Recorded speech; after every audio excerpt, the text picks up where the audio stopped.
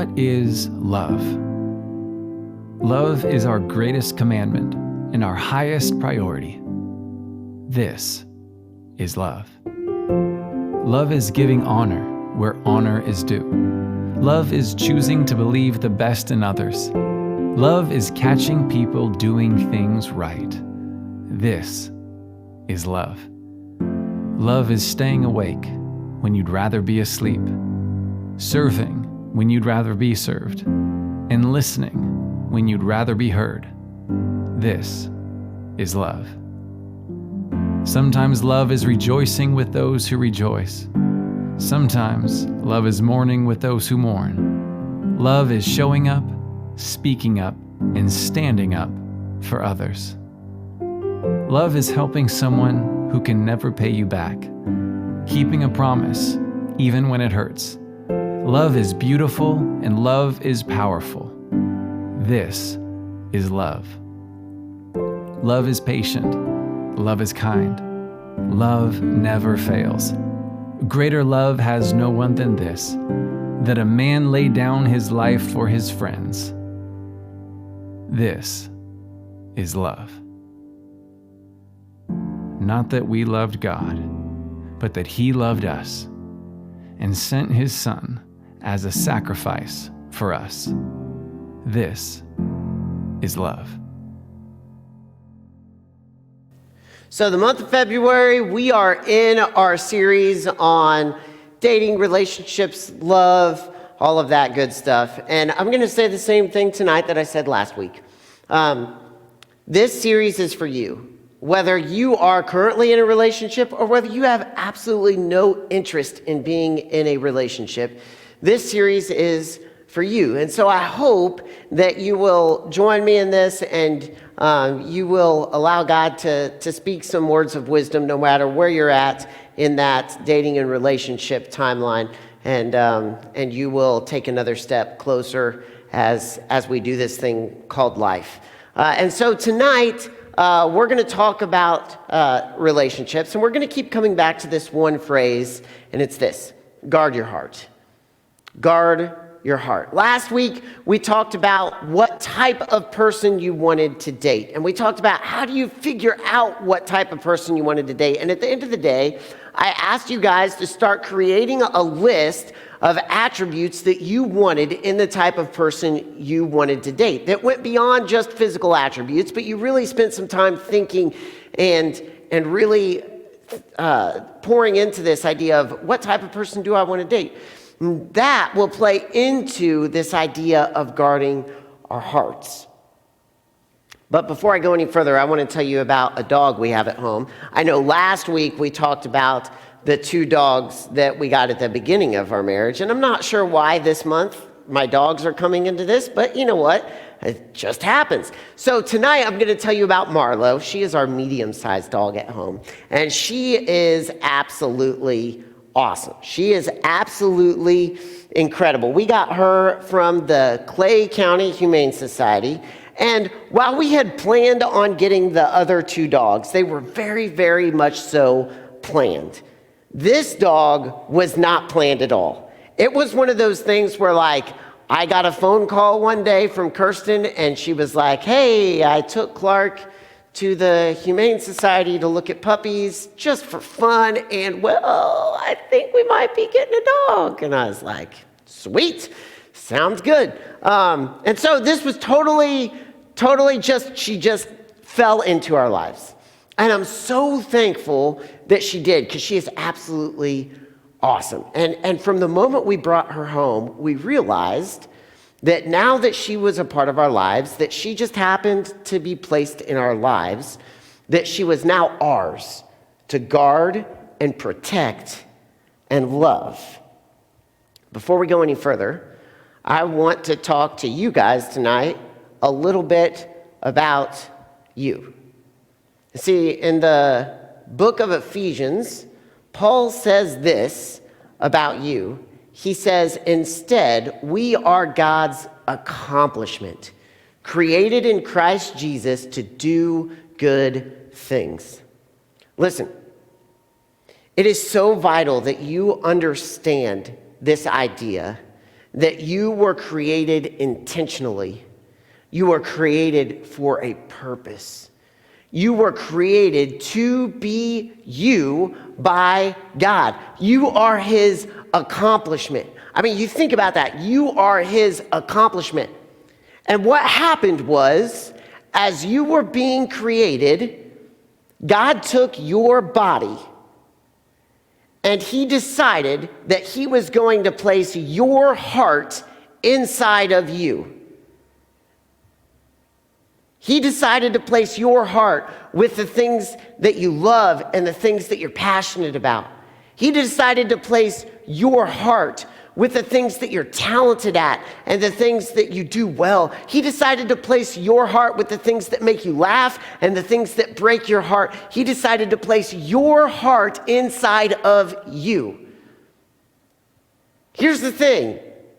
We don't get to choose what heart we have. God said, this is going to be your personality. This is going to be who you are. And it's this beautiful, beautiful thing that God looks at you and he stepped back and he said, all right, now I have accomplished something. I have created you. And you think about that for a moment. I didn't get to pick what heart was placed inside me. I didn't get to pick my personality. I didn't get to pick the things that I naturally am drawn toward, the things that I enjoy doing. God just gave that to me. But it's my job, and the best thing that I can do for me is understand, okay, God made me. Now the thing that I can do is guard my heart and protect my heart. The thing that I can do is I can love my heart. I can love who I am because I am God's accomplishment. You see, we didn't plan on bringing this dog into our lives. We didn't plan on bringing this dog into our house. It just kind of happened. You listening to it? We didn't plan on bringing this dog into our house. But it just sort of happened. But the moment she came into our house, we realized, okay, she is ours now. She's ours to love. She's ours to guard. She is ours to protect. And you didn't get to choose your heart, but your heart makes you who you are. And now you get to love your heart and guard your heart and protect your heart. For you are God's accomplishment, created in Christ Jesus to do good things. And so one of the best things that we can do for ourselves in general, and one of the best things that you guys can do for yourselves as you enter the world of dating, is to guard your heart, to protect your heart, and to love your heart. And so the question becomes, how do we do that? Like on a very, very practical level, how do we guard our heart? And I tell you what, sometimes our natural inclination and our answer to that question, and sometimes the answer that is preached from the stage is this. You take your heart and you lock it away, and you don't date, and you don't step into relationships, and you make sure that your heart is there and it's safe and it's secure and it's locked away. But I'm not sure that's the right answer. See, when we got Marlo, she had a lot of stuff wrong with her. She was a puppy that was dumped on the street somewhere, and being outside, she was very malnourished and had some parasites and all kinds of stuff. And so when we brought her home, there were two options we could have done. We could have said, Marlo got sick being outside. She ate things she shouldn't have. She got parasites. She got malnourished. She got sick being outside. And so what we could have done is lock her away inside and say she doesn't need to be outside anymore because that's just going to get her hurt. And when we look at that from the perspective of a pet, of a dog, we say, I'm not sure that's the right answer. Like, dogs weren't meant to be necessarily locked away inside completely 100% of the time. And so we didn't do that. We let Marlo outside. But here's the thing we did.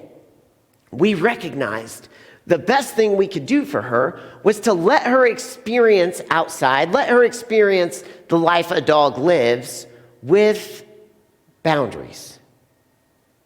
When we let her outside without a leash, we let her outside inside our fenced-in backyard where she could not get out and run away and go eat things she shouldn't.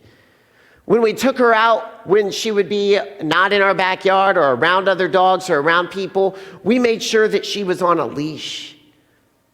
We made sure that she had boundaries for her health, and we made sure that she took some medicine to get rid of the parasites that were eating her from the inside out. You see, the healthiest thing for our dog that was thrown into our lives was for her to live life with boundaries.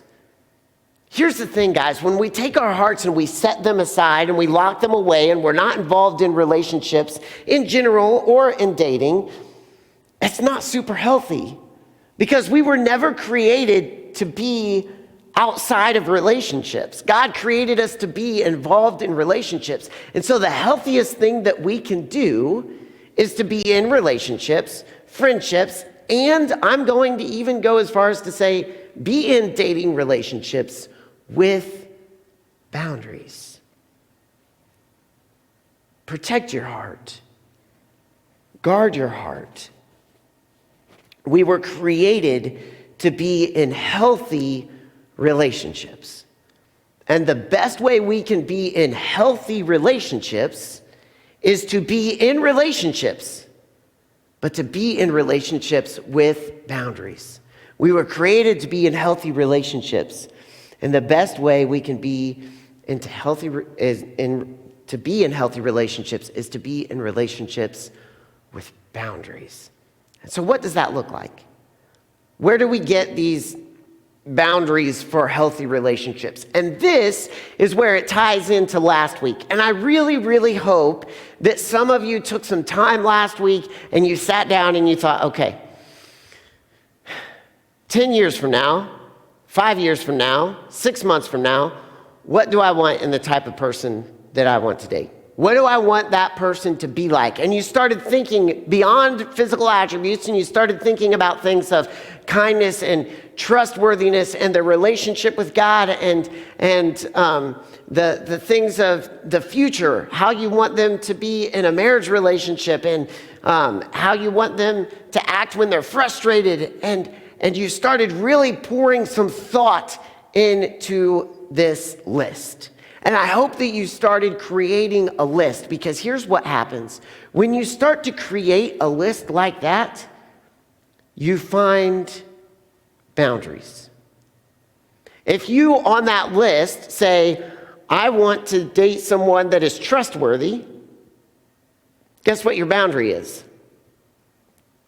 Your boundary becomes, I'm not going to date someone that goes around telling everybody else's business, because they're not trustworthy. And on my list, I want someone that's trustworthy. If you want to date someone that's kind, you take a look at people and you start saying, all right, my boundary is this. I'm not going to date someone that spends all their time making fun of other people, because that's not kind. And I want to date someone that's kind.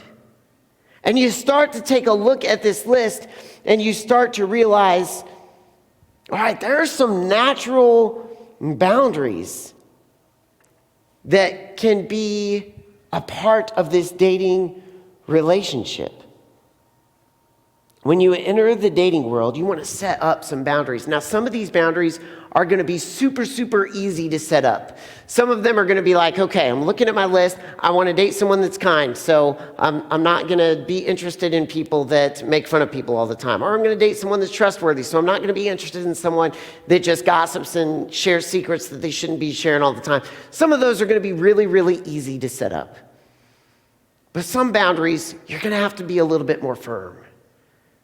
These are the boundaries that are really hard. These are the boundaries that look like breaking up with someone because you know they're not the right person when you know that's going to be so difficult. These are the boundaries about saying no to someone that you're super interested in, but you know they're not super interested. They're not the person that you really see yourself with 5 years down the road. These boundaries look like getting yourself out of a situation that you maybe got yourself into, and getting out of this situation is going to be awkward and embarrassing and difficult, but you take the step and you set the boundary and you say, I'm going to get out of this situation.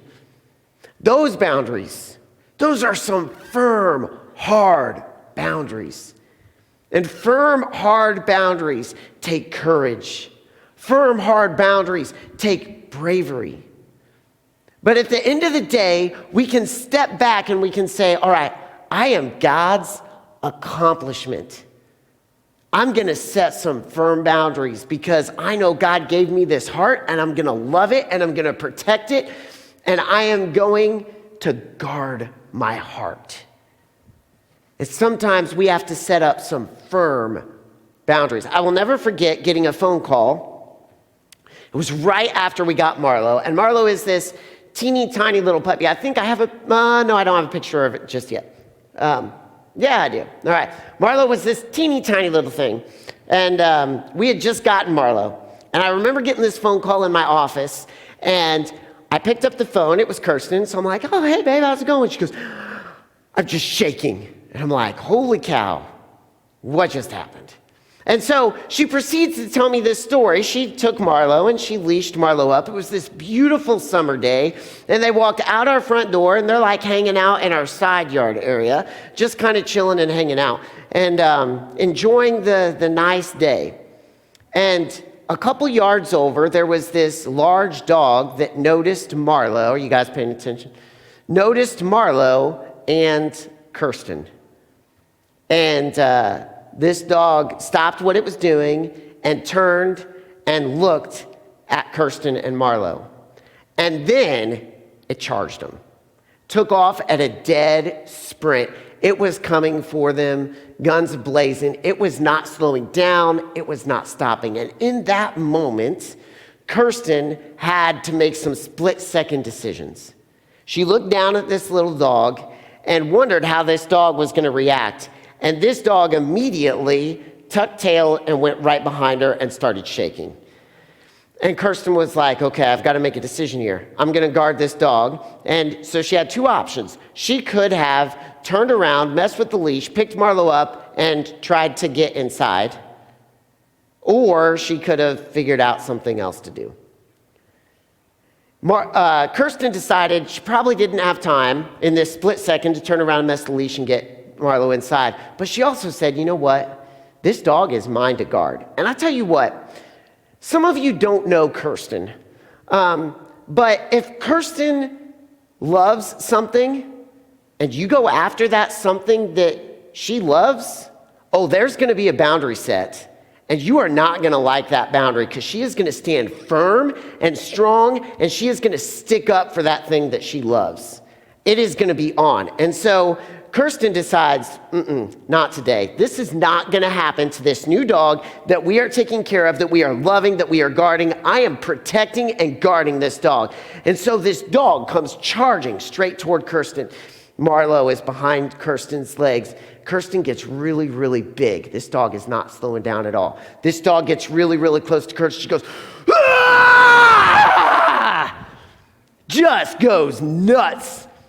And it scared this dog. But I tell you what, I am convinced that if this dog were not scared, other measures would have been taken to make sure this dog knew it had absolutely no business messing with our dog. Now, could Kirsten have gotten attacked? Absolutely. Could she have got hurt? Yeah. Could she have got bitten? Absolutely.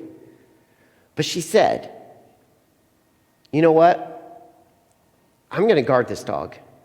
And it's worth setting a firm boundary. And there may be repercussions to setting this firm boundary, but I'm here to guard this dog. And sometimes, guys, that's what we have to do with our lives. We have to say, I'm going to guard me. I'm going to protect my heart. So I'm going to set this boundary. I'm going to stand firm. I know it may be difficult. I know it may bring trouble in the short term, but in the long term, it's going to protect me.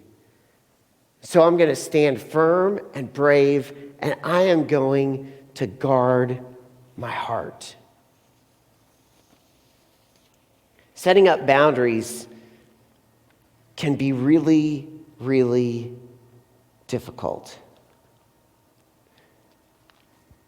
But setting up boundaries is something that is really, really important. When Jesus was doing his ministry, there were religious leaders that were trying to trap him. And so this religious leader walked up to Jesus and he said, "Jesus, tell us what the greatest commandment is." And this was a trap. The religious leader knew that no matter how Jesus answered, he assumed Jesus was going to be wrong and he was going to be able to attack him. And so the religious leader says, "Tell us what the greatest commandment is." And Jesus says this: "You must love the Lord your God with all your heart, and with all your being, and with all your mind. This is the first and greatest commandment, and the second is like it. You must love your neighbor as you love yourself. All of the law and the prophets depend on these two commandments." Now, you guys may have heard this verse before. You may not have, but often when this verse is preached, there are two focuses: love God and love other people, which is awesome. We should be doing both of those things. But there's one part that I think so often we miss. It says, love others as you love yourself. So often we are so concerned about others that we forget about ourselves. We forget to guard ourselves. We forget to protect ourselves. We forget to say, I am loved and I love myself enough that I am worth guarding, protecting, and loving. And it's important that we recognize as we enter into relationships with other people, whether that's friendship or whether that's dating, that we can love other people, but we've also got, are you guys paying attention? We've also got to love ourselves. We've got to protect ourselves. We've got to guard our own hearts. And sometimes that means setting simple boundaries, and sometimes that means setting really firm boundaries that are really, really scary. Because God has given your heart to you. You can love yourself. You can guard your heart. Now let me say one other thing. Almost done, but I have to say this thing, and it's super, super important. Please hear me. Please hear me. Some of you look at yourselves and you say, I'm beyond rescuing. I've damaged myself too much. I've made too many bad decisions. I am done. And too often it has been taught and preached that if you make mistakes, you have ruined your future. That's just not true, guys. That's just not true. Wounds can be healed. Mistakes can be mended. And here's the thing, if you've made mistakes in relationships, that does not mean that you are doomed to horrible relationships in the future. You can start now setting boundaries. You can start now guarding your heart. You can say, I'm putting a stake in the sand right now. I'm going to start healing myself. I'm going to start loving myself. I'm going to allow my heart to heal and my wounds to be cleansed and healed, and I'm going to move forward, and I'm going to make my future relationships healthy. Healthy relationships with healthy boundaries.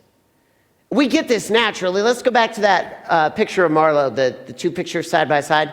Check this out. This is Marlo when she was a puppy. There are a few things that if you know what you're looking for, you'll see pretty quickly. You'll see that her belly is super bloated, super bloated. You'll also see that her legs bow out really, really bad, like she's standing like this. And if you look at this new picture, you can see the difference there. See, Marlo came into our lives malnourished and full of parasites. And it could have been really, really easy for us to look at her and say, dude, she is never going to be a full, healthy dog. She is never going to live a life that's worth living. Let her go. And so often I think that's what we do with our hearts. We say, I've made too many mistakes. I've messed up too bad. I've failed too much. My life is never going to be worth a healthy relationship. But what we did is we took Marlo in and we loved her and we said, no, you are worth being healthy. You are worth saving and fixing and loving and guarding. And so we got her the medicine she needed and we gave her healthy food and good things to eat. And we got her the shots that she needed. And she became this incredible, amazing, healthy dog that is a huge part of our lives. You guys, listen, hear me. You are not beyond repair. You are not lost forever. You are not done for. In your future is a healthy relationship where someone looks at you and says, man, I am so glad you're a part of my life. And it starts now by loving yourself, by guarding your heart, by setting up boundaries so those future relationships get healthier and healthier and healthier and healthier. You are not beyond repair. And so I'm going to give you a practical challenge. I give a practical challenge every single week. My practical challenge is simply this.